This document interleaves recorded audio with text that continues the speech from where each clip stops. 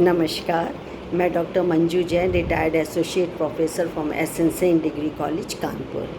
मैं पिछले 1-2 महीने से प्रेरणादायक कहानी मेरी जुबानी नामक शीर्षक के अंतर्गत कुछ छोटी छोटी कहानी जो कि हमारे मनो मस्तिष्क में एक छाप छोड़ जाती हैं, अपना चिन्ह छोड़ जाती हैं, ऐसी कहानियों का संग्रह लेकर के मैं आपके सामने वीडियोस भेजती हूँ, जिसका मुख्य ध्येय ये होता है प्रेरणादायक कहानियाँ जो हमारे जीवन में बहुत ज़्यादा महत्वपूर्ण है और एक अहम रोल अदा करती हैं। कि कई बार ऐसा होता है कि हम बहुत परेशानियों से घिर जाते हैं और असफलता निरंतर हमको मिलती रहती है। तो जाहिर सी बात है कि एज ए ह्यूमन नेचर हम सब विचलित हो जाते, परेशान हो जाते हैं। तो या तो उस काम को करना ही छोड़ देते हैं या फिर इतना ज़्यादा हमको परेशानी मानसिक रूप से, शारीरिक रूप से उठानी पड़ती है कि हम गलत कदम भी उठा लेते हैं, या तो हम बहुत अनफेयर मीन्स को लेकर के या गलत रास्ते को अपना लेते हैं, और या नहीं तो उस काम को एक बोझ समझ करके हमको करना पड़ता है। तो उसमें लगातार हमारे माइंड पर जो प्रेशर पड़ता है उसके कारण से हमें निरंतर तनाव रहता है, स्ट्रेस होता है, और ये बाद में जा कर के निरंतर जब बना रहता है तो बहुत बड़ा एक अवसाद का रूप ग्रहण कर लेता है। तो क्यों हम ऐसी स्थिति को लाने दें, क्यों हम ऐसी स्थिति को लाएं, क्यों हम ऐसी स्थिति को आने दें? नहीं। तो इसी लिए हमारी जो प्रेरणादायक कहानी, जो शिक्षाप्रद कहानी होती हैं, वो हमारे दिल और दिमाग पर बहुत हावी हो जाती हैं, और फिर उसके बाद जब भी कभी हम परेशानियों से घिरते हैं तो यही शिक्षाप्रद कहानी हमारा मार्ग निर्देशन करती है और हम विचलित नहीं हो पाते। तो इसी श्रृंखला में मैंने एक कहानी और आपके लिए रखी है, जिसका शीर्षक है हवन कुंड। हवन माने जानते हैं, जो पूजा पाठ के बाद हम लोग बहुत सारी चीज़ों का बना होता है, कपूर है, लौंग है, ये है, सामग्री होती है, उसे थोड़ा सा घी डाल के, और कुंड मतलब जिसमें कि सामग्री को डाला जाता है, उसमें लकड़ी उकड़ी लगा करके, दूई लगा के और उसको जला देते हैं, फिर हम लोग करते हैं। तो चलिए, एक व्यक्ति थे, उनका दोस्त था, तो उनके यहाँ पे गृह प्रवेश का प्रोग्राम था, गृह प्रवेश की पूजा होनी थी। तो बुलाया गया, पूजा समाप्त हुई तो हवन हुआ।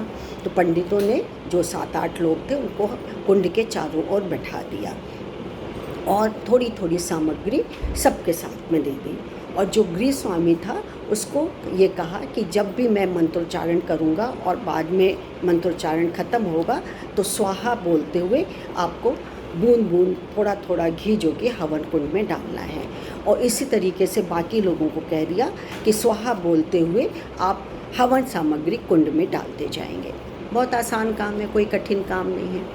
अब क्या हुआ कि जैसे ही मंत्रोच्चारण ख़त्म होता था, स्वाहा बोलता जाता था, तो हर व्यक्ति के मन में ये था कि कहीं ऐसा ना हो कि हवन सामग्री पूरी ख़त्म हो जाए, जल्दी ख़त्म हो जाए, बाद में बचे ही नहीं, फिर क्या होगा। तो सबने सोच सोच करके बहुत थोड़ी थोड़ी हवन सामग्री को हवन कुंड में डाला। और तो और ये लो भैया, जो मालिक थे, यानी कि जो जिनका गृह प्रवेश था, जिनको कि घी डालना था, वो भी इतनी उतनी सी डाल रहे थे कि कहीं ऐसा ना हो ख़त्म हो जाए, फिर उठना पड़े, पता नहीं घर में हो ना हो। तो उन्होंने और भी कम डालना शुरू किया। करते करते करते करते जब जितने भी मंत्र थे, 1008 या 108 बार जितने भी थे, वो जब समाप्त हुआ तो सबके पास, 7-8 लोग जो बैठे थे, सबके पास खूब अच्छी खासी सामग्री हवन की बची हुई थी। और गृह स्वामी के पास तो निरा घी बचा हुआ था, डब्बा भर के घी बचा हुआ था, वो इतना से ही डाल रहे थे।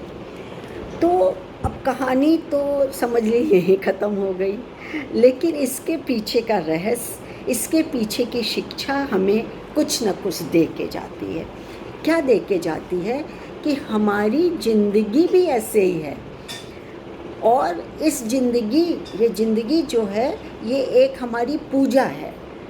और ये पूजा क्या है, ये पूजा तो हम सोचते हैं कि हो गई, लेकिन हवन कुंड में सामग्री जो की है वो बहुत ज़्यादा बच गई। लाइफ में भी ह्यूमन नेचर का भी यही फितरत है कि हम अपने भविष्य के लिए बचाते हैं और कमाते हैं और इकट्ठा करते हैं, बैंक बैलेंस बढ़ा लेते हैं और चलो अचल संपत्ति की ढेर लगा देते, खर्च बहुत कम करते हैं। जहाँ ज़रूरत भी होती है हम वहाँ खर्च नहीं करते हैं। तो ये नहीं करना चाहिए। संसार हवन कुंड है तो जीवन हमारी पूजा है, ठीक है ना। इस हवन कुंड को समय रहते ही सामग्री को डाल देना चाहिए। हवन कुंड में समय रहते ही उचित सामग्री को डाल देना चाहिए। ना तो आप ये करिए कि 2, 4, 5, 6 बार में ही आपकी सामग्री ख़त्म हो गई, तो हम भविष्य के लिए क्या बचाएंगे? कुछ तो बचाना ही है। और ना ही इतना बचाइए कि ओवरफ्लो होने लगे।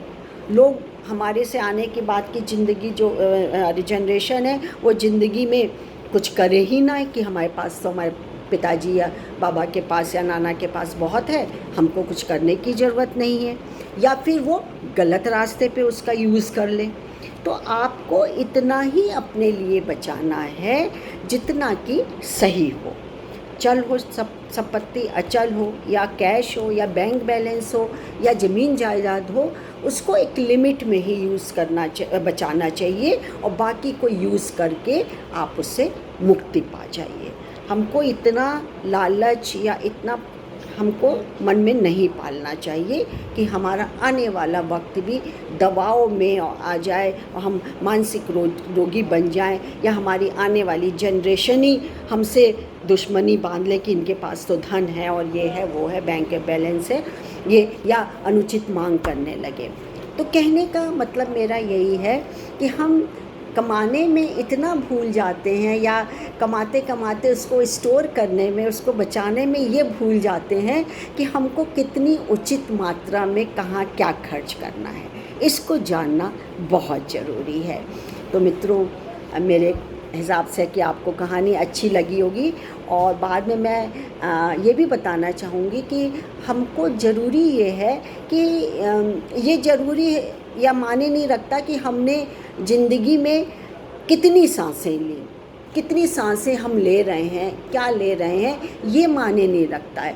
लेकिन ये माने ज़रूर लगता है कि हमने उन सांसों से कितनी ज़िंदगी जी, कितनी अच्छी ज़िंदगी जी, हमने कितनी ली इससे मतलब नहीं है, क्वांटिटी से मतलब नहीं है, क्वालिटी से मतलब है कि कितनी अच्छी ज़िंदगी हमने जी ली। और आने वाले भविष्य के लिए, आने वाले जनरेशन के लिए, बच्चों के लिए या और भी लोगों के लिए हमको सही मात्रा में ही बचाना चाहिए, और हमको अपना हवन कुंड सही मात्रा में, सही सामग्री से भर देना चाहिए। तो दोस्तों, आपको ये कहानी कैसी लगी? शिक्षाप्रद कहानी है, ज़रूर लाभ उठाइए। मैं तो कहती हूँ अपने बच्चों को भी ये सुनाइए और लाभान्वित होइए। यदि अच्छी लगी हो मेरी कहानी तो आप लाइक और शेयर करना नहीं भूलिएगा, सब्सक्राइब भी करिए, जिससे मेरी कहानी आप तक बहुत जल्दी या पहली बार पहुंच जाएगी। तब तक के लिए मैं नई कहानी के जुगाड़ में फिट हो जाती हूं। तब तक के लिए नमस्कार, थैंक यू।